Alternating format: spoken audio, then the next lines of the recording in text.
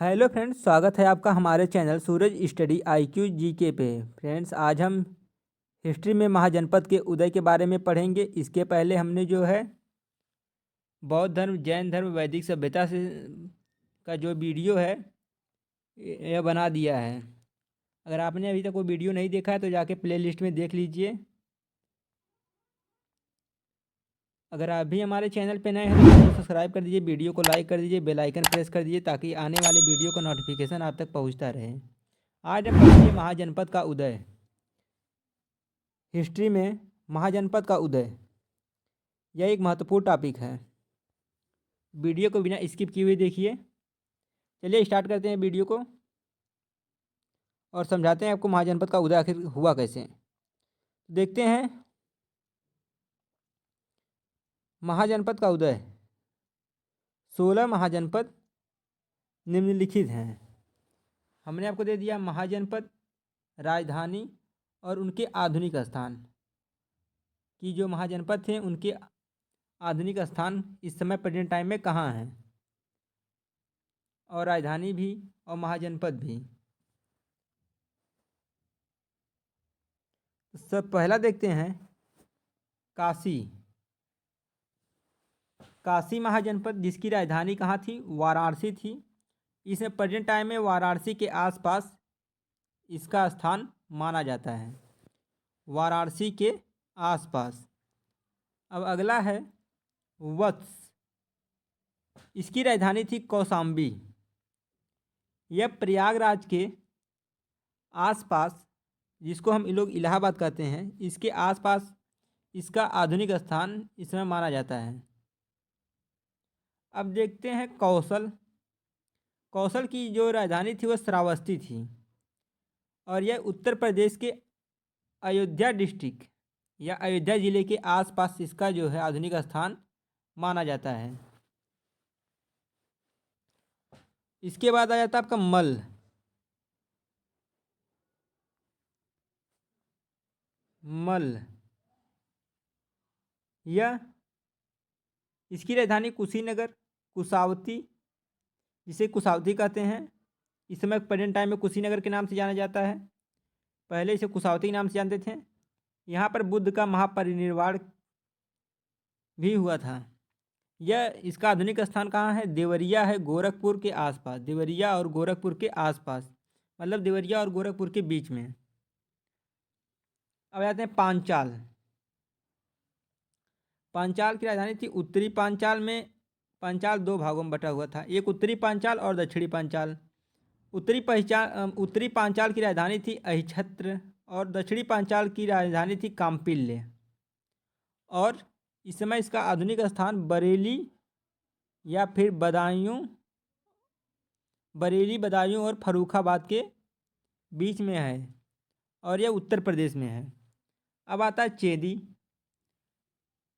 जिसकी राजधानी थी कहाँ? शक्तिमती। यह बुंदेलखंड उत्तर प्रदेश में आता है।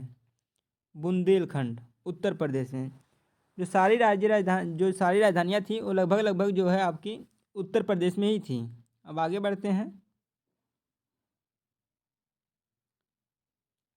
महाजनपद काल। महाजनपद काल। महाजनपद काल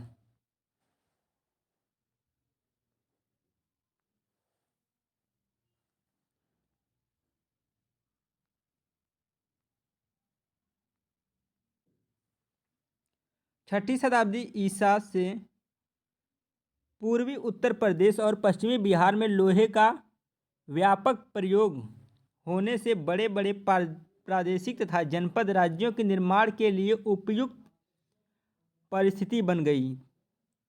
अगला पॉइंट, लोहे के हथियारों के कारण योद्धा वर्ग महत्वपूर्ण भूमिका अदा करने लगे।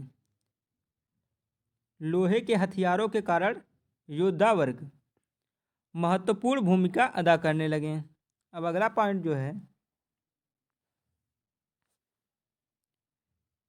खेती के नए औजारों और उपकरणों से किसान अपनी आवश्यकता से अधिक अनाज पैदा करने लगा। अब राजा अपने सैनिक और प्रशासनिक परियोजनाओं के लिए इस अतिरिक्त अनाज को एकत्रित करवा सकता था, जिससे कि राज्य का व्यापक जिससे कि राज्य व्यापक रूप से चल सके।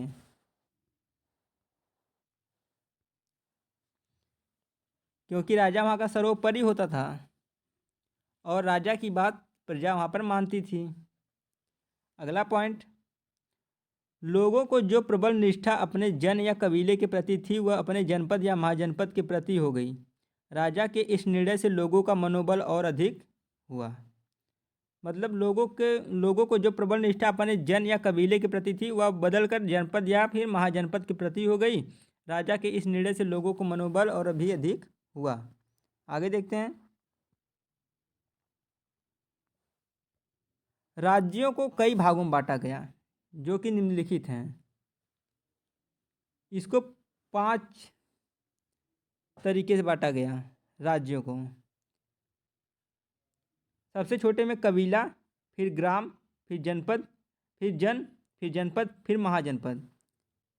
या फिर इससे समझते हैं, महाजनपद में से कुछ छोटे टुकड़े हुए जिसको जनपद कहा गया, जनपद से कुछ छोटे टुकड़े हुए जिनको जन कहा गया, जन से भी कुछ छोटे टुकड़े हुए जिसको ग्राम कहा गया, और ग्राम से भी कुछ छोटे टुकड़े किए गए जिसको कबीला कहा गया,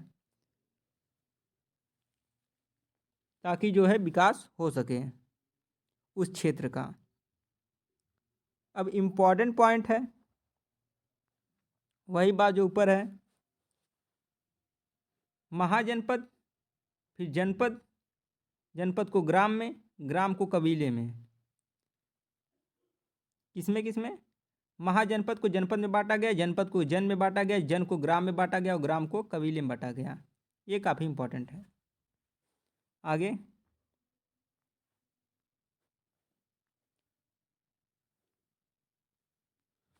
उस समय के साहित्यिक स्रोतों से हमें कुल 16 महाजनपद के बारे में जानकारी मिलती है। उस समय के साहित्यिक स्रोतों से हमें कुल 16 महाजनपदों के बारे में जानकारी मिलती है। इम्पॉर्टेंट पॉइंट क्या है? बौद्ध ग्रंथ अंगुत्तर निकाय, जैन ग्रंथ भगवती सूत्र।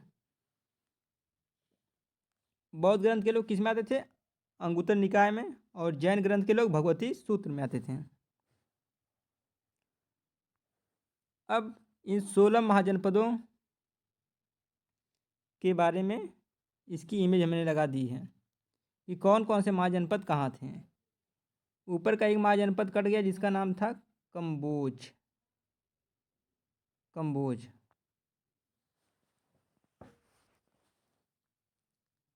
देख लीजिए, असमक भी है, चेदी है, मगध, अंग, वज्जी, मल, कोसल, काशी, वत्स, पांचाल, कुरु, मत्स्य, सूरसेन, गांधार, अवंती। सारा देख लीजिए आप लोग। गांधार हो गया, कुरु हो गया, मत्स्य हो गया, सूरसेन, पांचाल, मल, कोसल, वज्जी, अंग, मगध, काशी, वत्स, अवंती, चेदी, असमक, और एक है कंबोज। ठीक, अब आगे चलते हैं। वर्तमान में इन 16 महाजनपदों की स्थिति कहाँ कहाँ पर है? वर्तमान में इन 16 महाजनपदों की स्थिति कहाँ पे है? ठीक है, इसके बारे में हम देख लेते हैं। इसको हमने पॉइंट टेबल में कर दिया है, ताकि आपको समझने में आसानी हो। चलिए देखते हैं। वर्तमान में जो 16 महाजनपद हैं, उत्तर प्रदेश में 8 महाजनपद हैं। उत्तर प्रदेश में कितने महाजनपद हैं? 8। बिहार में 3 महाजनपद हैं। बिहार में कितने महाजनपद हैं? 3। राजस्थान में 1 महाजनपद है। मध्य प्रदेश में 1 महाजनपद है। दक्षिण भारत में 1 महाजनपद है। और भारत के बाहर जो है आपका 2 महाजनपद है। फिर से देख लेते हैं। उत्तर प्रदेश में 8 महाजनपद, बिहार में 3 महाजनपद, राजस्थान में 1 महाजनपद, मध्य प्रदेश में 1 महाजनपद, दक्षिण भारत में 1 महाजनपद, भारत के बाहर 2 महाजनपद। अब आगे जान लेते हैं 16 महाजनपद जो निम्नलिखित हैं। 16 महाजनपद जो कि निम्नलिखित हैं, इसके बारे में हम जान लेते हैं।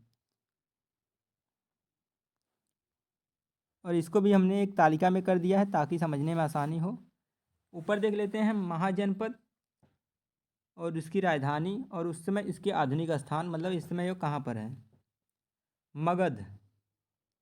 मगध की राजधानी थी गिरिब्रज, जो कि भागलपुर मुंगेर जो कि बिहार में शक्तिशाली महाजनपद था।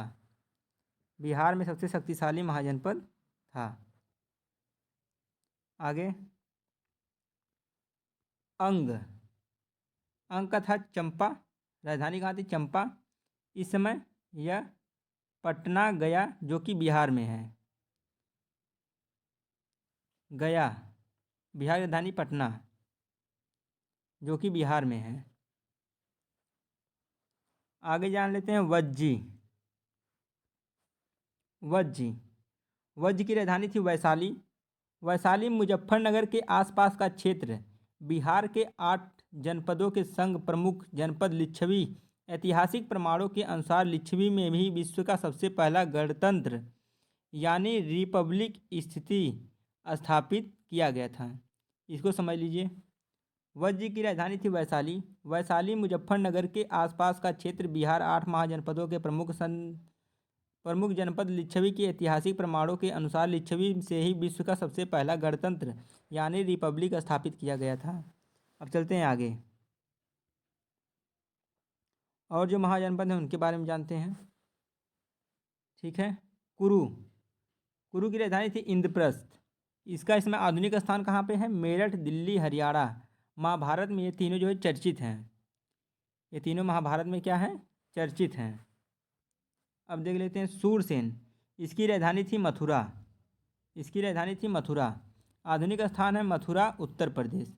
आधुनिक स्थान कहाँ है, मथुरा, उत्तर प्रदेश। अब आगे देख लेते हैं अवंती। अवंती की राजधानी थी उत्तरी अवंती, जिसको कि उज्जैन के नाम से जाना जाता है। दक्षिणी अवंती, जिसको कि महिष्मती के नाम जाता था। अवंती की राजधानी को 2 भागों में बांटा गया था, उत्तरी अवंती और दक्षिणी अवंती। जिसकी राजधानी थी उज्जैन उत्तरी अवंती की, दक्षिणी अवंती की राजधानी थी महिष्मती। और इसका इसमें आधुनिक स्थान है मालवा क्षेत्र। मालवा क्षेत्र। अब आगे मत्स्य।